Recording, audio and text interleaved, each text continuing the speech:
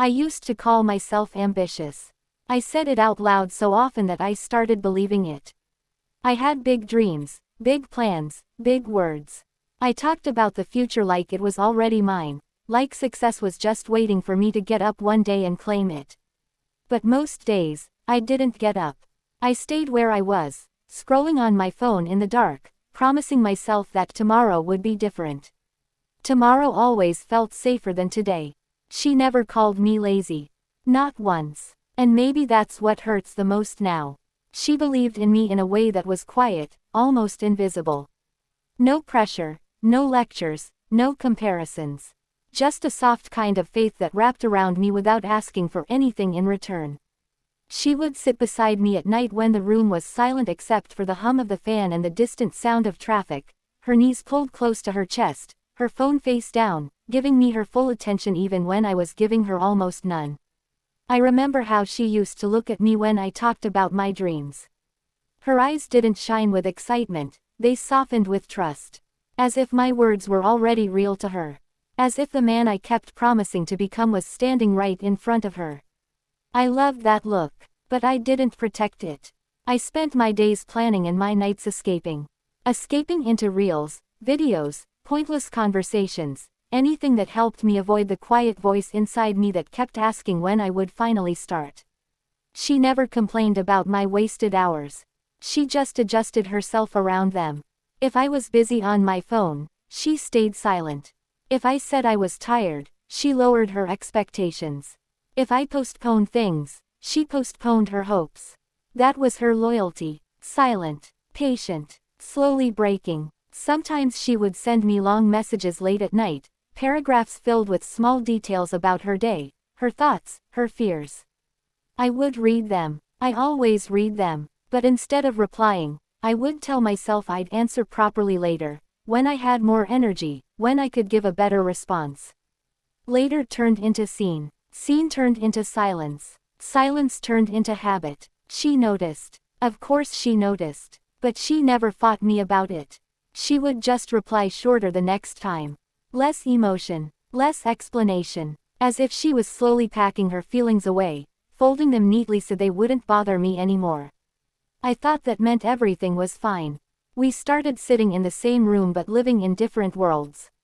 She would stare out of the window when it rained, watching the water slide down the glass like it was carrying something away.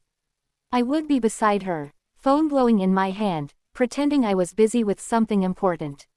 I didn't see that she was memorizing the feeling of being alone while someone she loved was right there. There were nights when she wanted to talk. I could feel it. She would take a deep breath, open her mouth slightly, then close it again. I never asked what she wanted to say. I was too tired, too distracted, too confident that she would always be there tomorrow. Ambition made me arrogant. Laziness made me careless. She supported my dreams more than I ever supported her heart. When I failed, she comforted me. When I doubted myself, she reminded me who I could be. When she felt lonely, she swallowed it quietly so it wouldn't slow me down. I told myself I was under pressure, that relationships could wait until I became successful. I didn't realize that I was already losing the most valuable thing I had. The distance didn't come suddenly.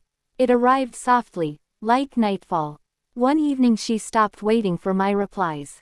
Another day she stopped asking about my plans.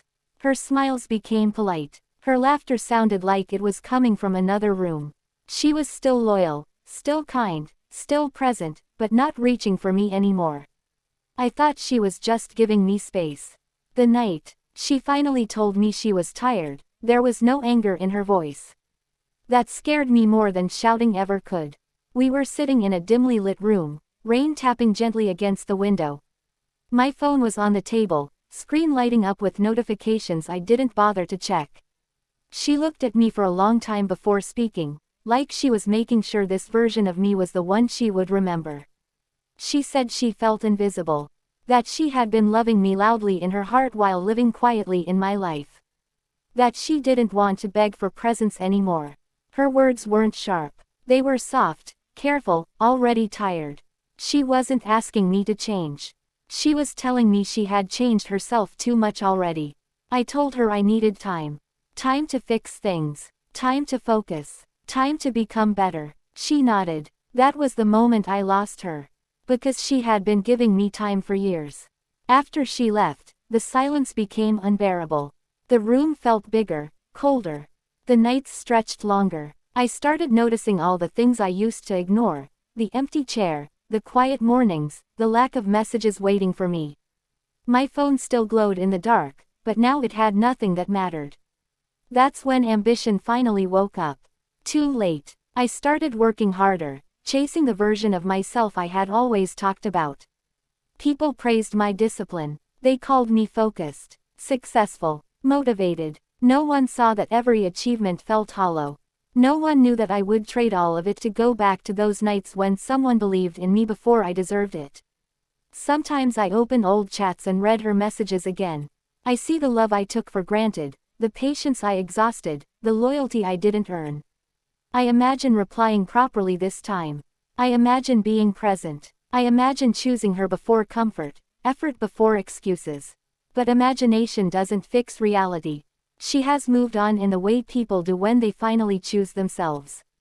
I heard she smiles more now. That thought hurts, but it also feels fair. She gave me everything quietly. I gave her promises loudly and actions rarely. Now I sit alone with my ambition fully alive and my heart permanently tired, realizing that being ambitious without effort isn't ambition at all, it's just another way of running away. And the hardest truth I live with every day is this: I didn't lose her because I failed, I lost her because I never tried when it